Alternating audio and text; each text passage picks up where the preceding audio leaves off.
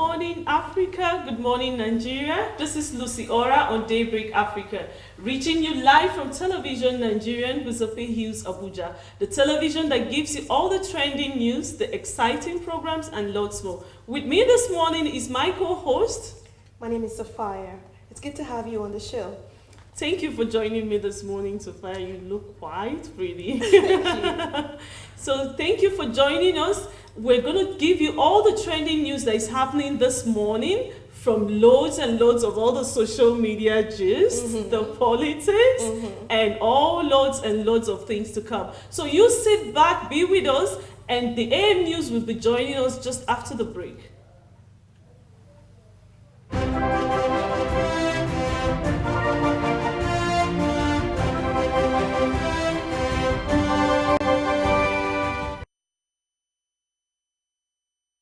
Good morning, Africa. Welcome to the AM News. I am Eunice Johnson.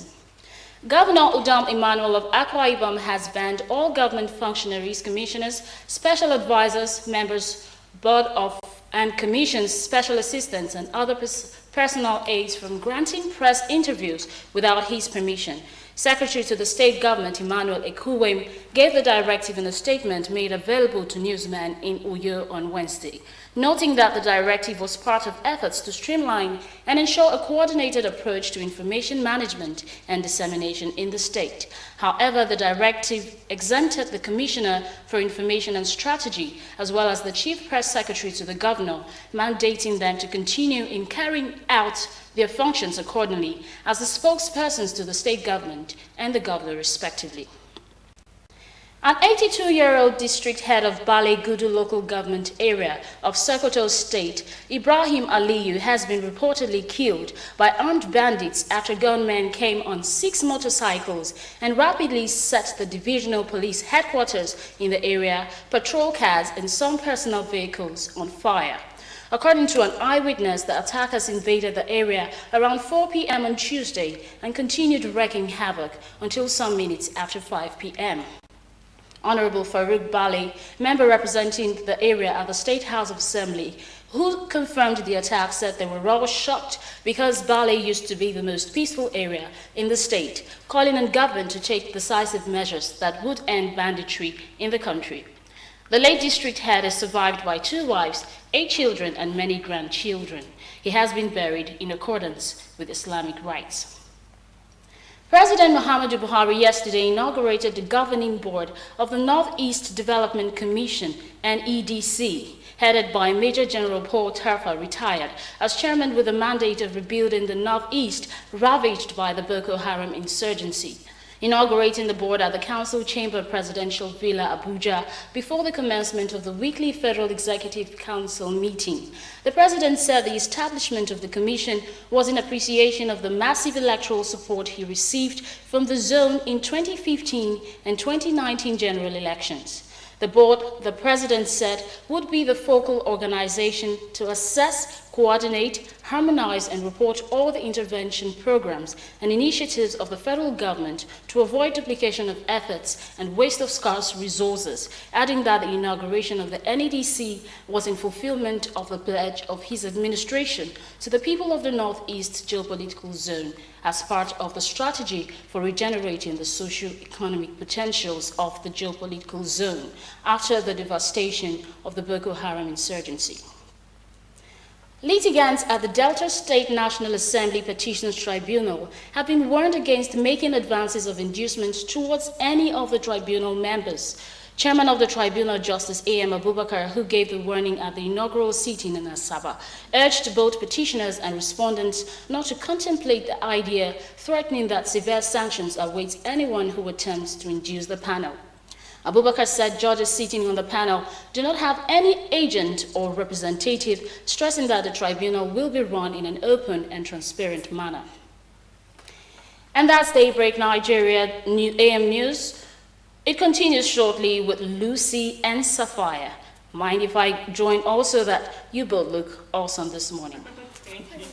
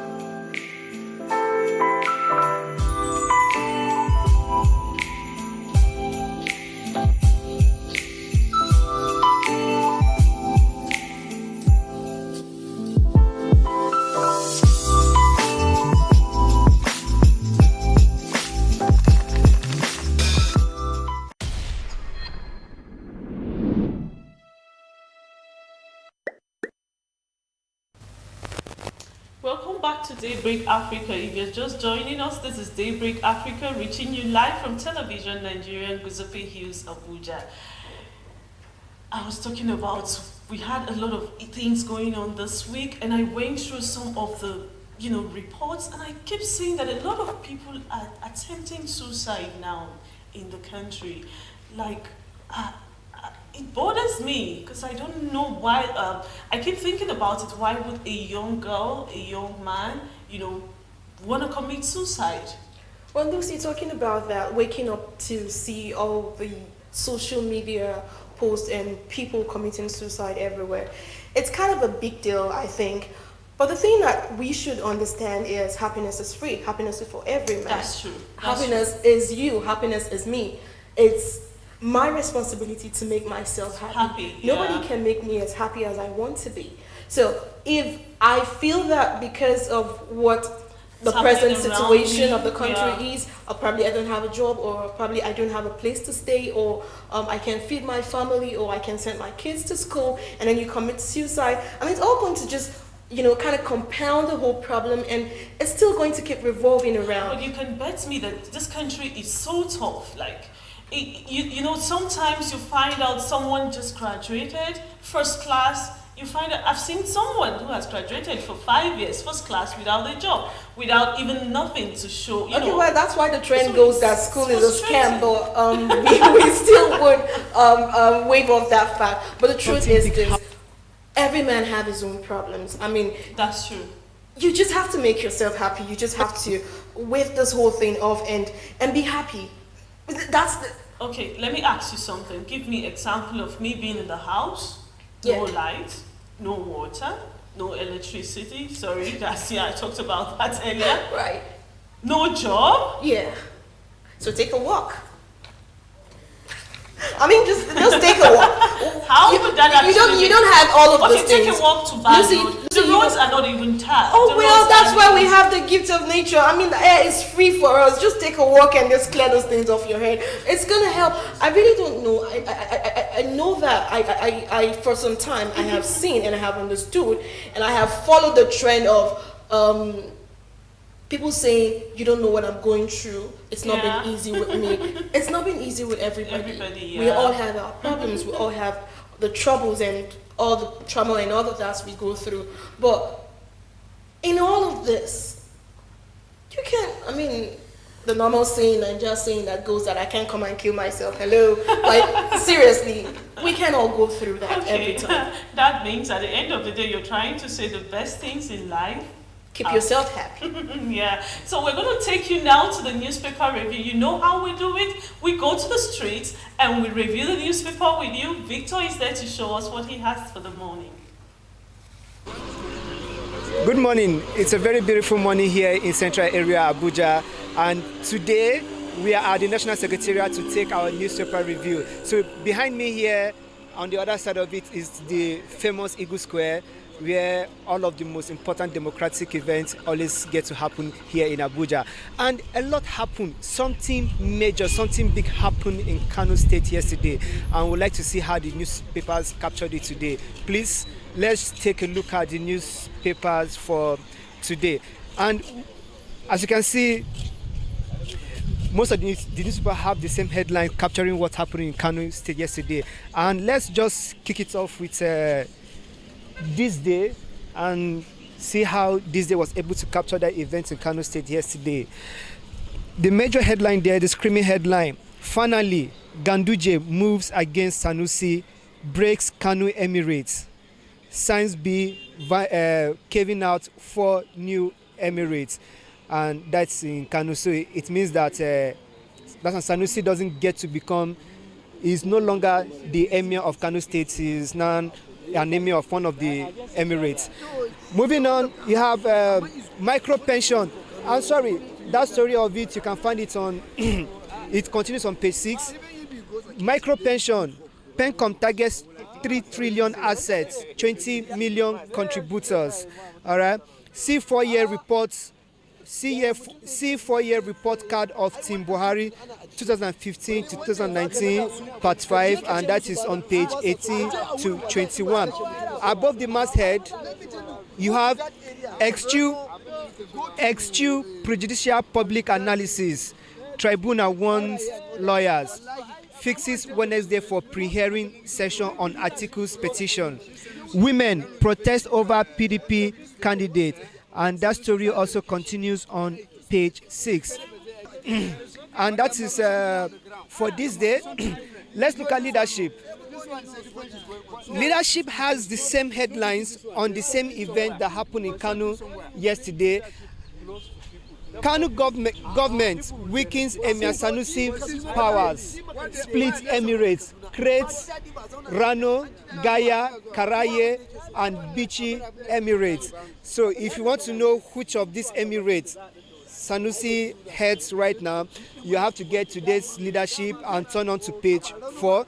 Or is it there? Below the headmast, the masthead, you find Senate moves to make LG autonomy mandatory. There has been a long debate about LG autonomy, and then let's see what they're doing, and that story continues on page 4. Below the picture story here is that of the president and the vice president meeting with the Northeast Development Commission. The chairman of the Northeast Development Commission, Major General Paul Tafa. And just below that you have Kogina's State Assembly members endorse Bello for second term. And then tidbits there you have JNI to FG, act fast on insecurity and poverty. Appeal Court rules on Osun governorship pool today. PMB inaugurates Northeast Development Commission. NSITF crisis. 9 hospitalized as NLC tours crash at Ingige's residence. Money. So let us get a view of a citizen here. So from the headlines that we've taken so far, so you can see that the one that is prominent, major, is that of the issue in Kano. So what do you make of this? Do you think it's a personal attack of the governor on the emir, or what do you think about it entirely? Well, to me, I think there is the element of personal attack. But if it will be good for the people of Kano, then it is a welcome idea. So when you say you think it's a personal attack, in what way? Well, because if you see what happened during the election, so you can see that there is this element. Because it's like, the way I see it, it's like the emirate is somehow not in tune with the sitting governor then. So me, I think it may not be personal, but still you cannot rule out that personal. Thank you. What's the name, sir? Hassan is the name. Thank you very much, Citizen Hassan. Okay, let's move on to Tribune and see what Tribune says. The screaming headline, totally different from what others have been saying. 786 petitions before election tribunals as presidential panel begins sittings today. And you have several riders there. Appeal Court President assures of justice and fairness. Warns councils against public analysis in the media. Panel to begin hearing articles petition May 15. All of these stories, you'll find it on page 10 of today's Nigerian Tribune. And just below that, you have bandits behead district head in Sokoto, set police station ablaze. That is very audacious from the bandits. And that story is on page 33. Appeal Court decides Oyetola Adeleke's fate today. Page 11, you'll find that story. Reps to prop presidential amnesty program. Really? You'll find that on page 9. And the pictured story there is that of members of the NLC and thugs at Chris Ngige's residence yesterday. You should know about that story. EFCC, which hunting mean? Says Saraki, you are not above the law. EFCC, and that story is contained on page 8. And just below the masthead there, you have Awo's patronal service. Patronal service holds today. That is on page 10. Evil appeared in PDP. evil I feared in PDP has befallen me 10 times in APC. That is Rocha Sokorocha, the executive governor of Imo State speaking, and you find that on page 31. 6 killed in fresh Boko Haram attack in Bonu, page 33. Senate backs NFIU on LG allocation. Yes, still on LG autonomy. Then let's look at the sport papers for today. What do the sport papers have? Let's start with Sporting Sun. Sporting Sun. So still smirking from the defeats at Anfield. The headline there you have aftermath of UCL exit. Barca fans fight Messi at airports. That story is on center spread. And heartbreak. Spurs set up all England final. Yes, Spurs also had to come back from 2 goals behind to beat their rival 3-2 to advance to the final. Set up an all England final. It's going to be massive. That is all we can take for today. Street newspaper review as we head back into the studio of Daybreak Africa show. Thank you very much.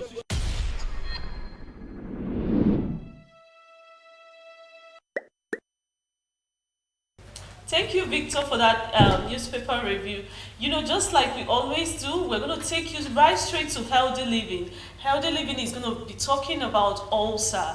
I've had a lot of couple of friends who actually had this ulcer, you know, and it's really, it's something that it's very not comfortable when you start having the issues. So we're going to go right now and see what you have to do to take care of yourself if you have ulcer. Be with us.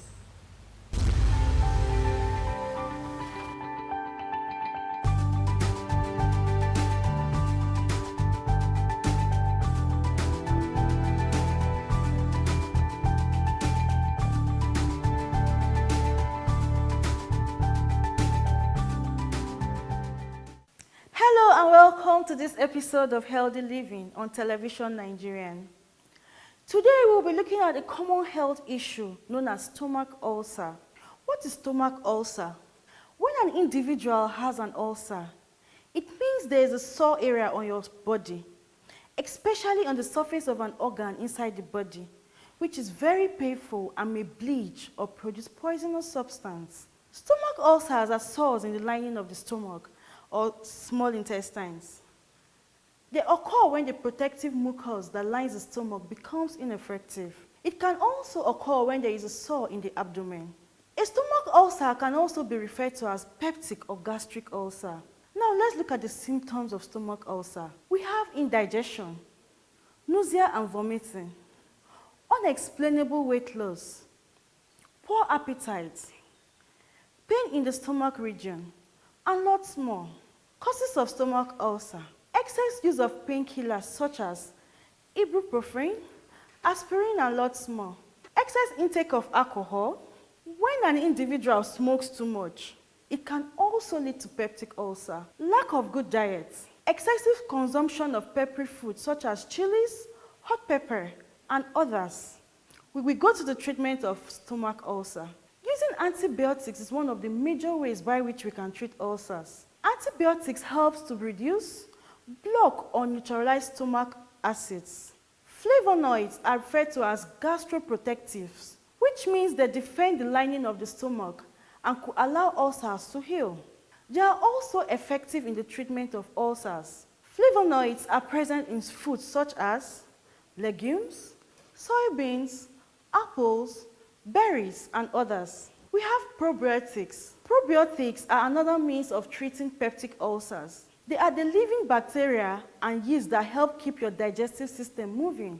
Foods that contain probiotics include yogurts, butter, milk, and others. Taking over-the-counter medications that contain calcium carbonates also helps to treat peptic ulcers, but should not be used as primary treatments. There are also certain foods that one can consume to treat stomach ulcers. They include whole grain, honey, cranberry fruits, and vegetables. Consult a medical doctor. This is very important in the treatment of ulcers. Seeing a doctor will help you know whether you need a surgery or not.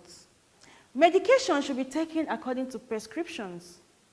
Do not practice self-medications. I leave you with these quotes by Ric Flair. Without your health, you've got nothing going on. He thanks God every day for good health. Thank you for staying with me on this episode of Healthy Living. I am Diana Udra. Keep watching Television Nigeria.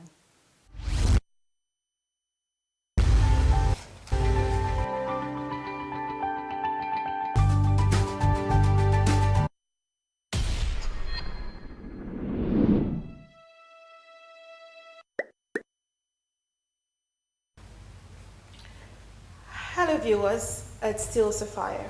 It's a season of trolls and raping and what again, Lucy? Social media gossip. Well, it's a season of trolls actually. And through the social media, through the internet, we went through today and we noticed some very juicy, trendy gists. And we want to share with you at home.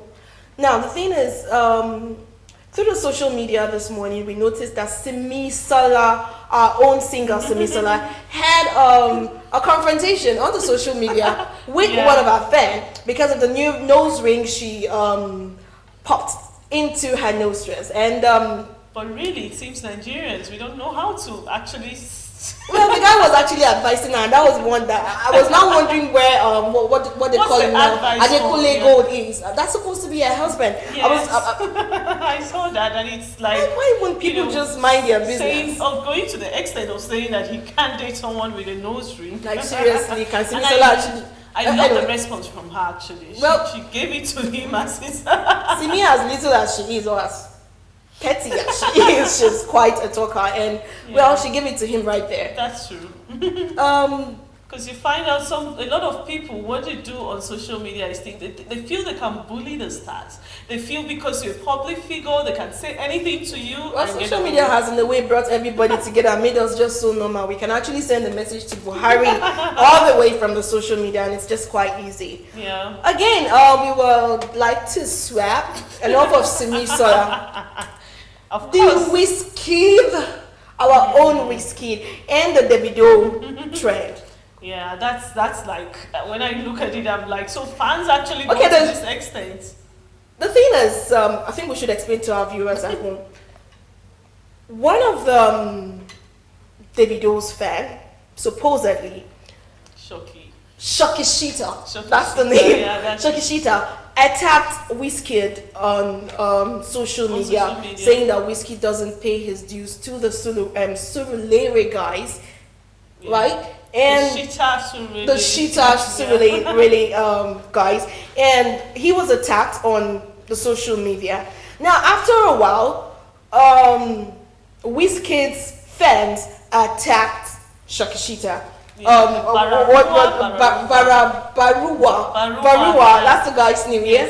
Barua attacked Shokishita physically this time, not on social media. Like it's all over social media. Like he was flogged like a baby, like pam pam pam. Like they actually dealt with the guy. Like I can't even believe someone would do that just to support his, Oh well, that's to show you how influential our superstars are. So it's kind of a big deal. After that, Barua was arrested by the police. And then an alleged text message popped out. A conversation, it shows a conversation between Wizkid and Barua about a deal, about some guys that messed up, about, I don't know. Where do we meet up so Where that do we we meet are up? going to, we're going to actually, he used the F word. We're going to deal with the guys and then we're going to pop it out and you're going to... Okay, listen, actually, as regards that, that's the main gist. As regards that, I saw a place in that text message where he said, we're going to bring the thing. We're going to bring it, right? So I'm trying to understand it. I don't know, I'm just saying. What is it? It could mean anything. It could mean drugs. It could mean babe.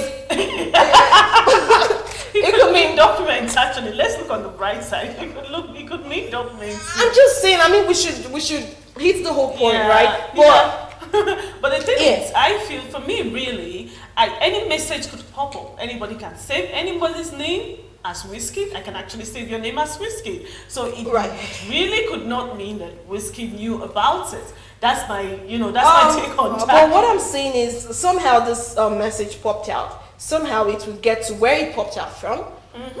I mean, if you're saying someone could just say Whiskey's name as Whiskey and then just pop out one message, are you trying to say it's some publicity stunt or some publicity social media troll? You know, the thing with social media, my dear, is that you can actually, you don't know who is saying the truth. So as far as I'm concerned, it could be Barua trying to be known. It could be, Sheeta trying to be known. It could be anything. But as far as I'm concerned, Davido really doesn't have anything to answer in this, because Whiskey doesn't have anything to answer in this, because I could save your name as Whiskey. So then Whiskey should probably come out and, I think I saw where Whiskey tried to defend. Yes, and he condemned it, and he said he's not for violence or anything. But, people just keep rumoring about this text message. The truth is, if the police feels Whiskey is, they can invite it. But as far as I'm concerned, it's still a rumor.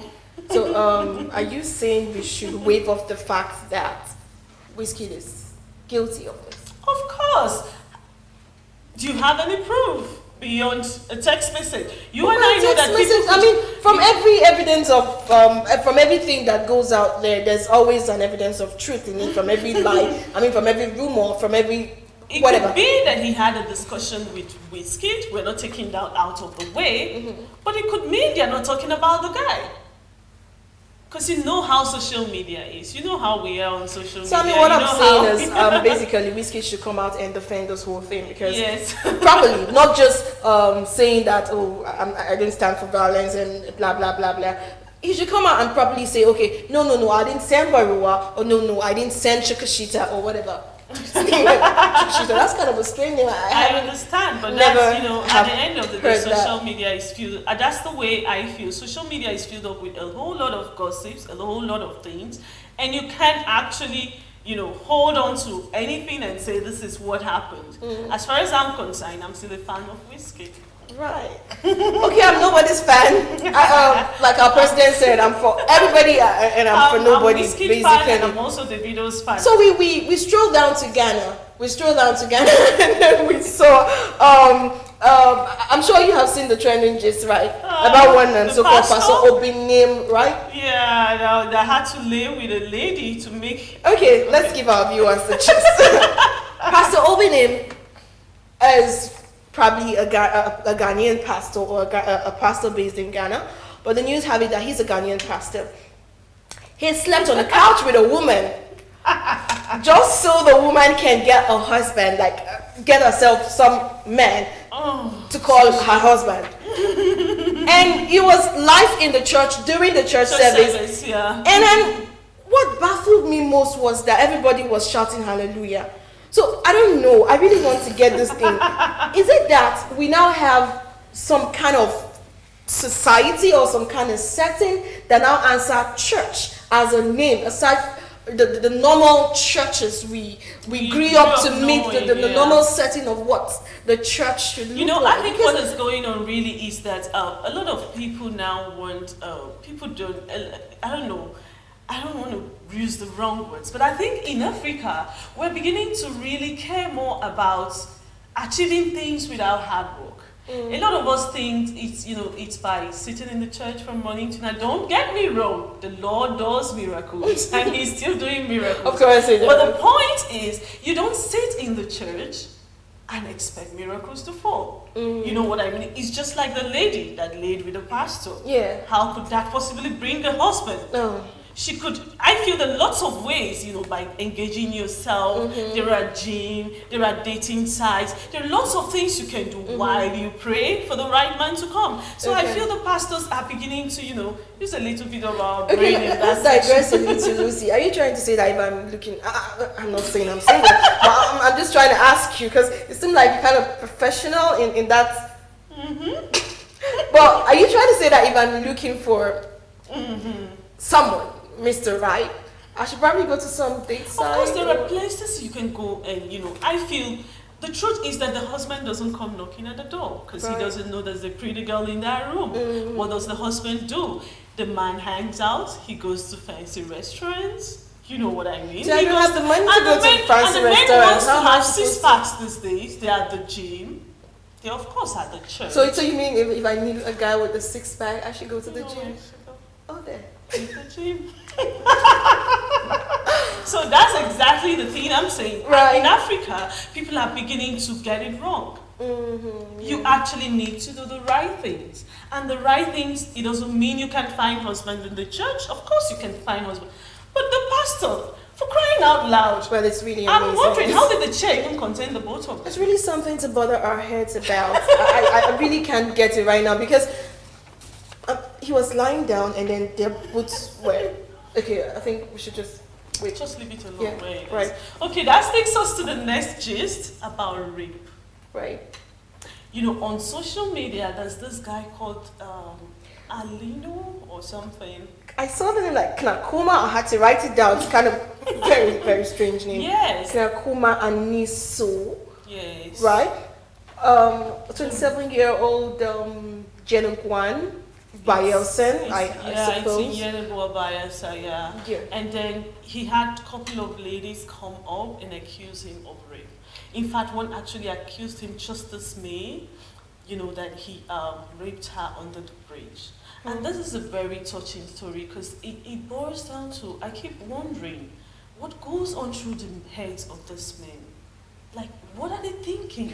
The one that actually brought the gist out was that he raped a 4-month-old woman. Baby? A 4-month pregnant woman. You know, I should it's say. just, this thing, I'm done for the day. Because, you know, it keeps me wondering what goes on through the heads of these people. I mean, and raping a it's not just the pregnant men. woman. It's not just the men. The women also rape men. So Oh. it just goes round. So it's not just like men are raping women now. Women are also raping men. So are you saying it's possible for me to rape a man? No, it's possible depending on what you want to achieve. Oh. Right. So yeah, so let's leave the social media and all their gossips and all the Right. gist they have here. So that brings us to the end of this segment. Just like we've always told you on Daybreak Africa, we bring you the trending news, the pastors on the couch with their, we bring us all the trending news on politics, and of course we love social media. We'll be right back, same time tomorrow, and I remain Lucy Ora. And I remain Sapphire. Thank you Thanks for having joining us. Bye.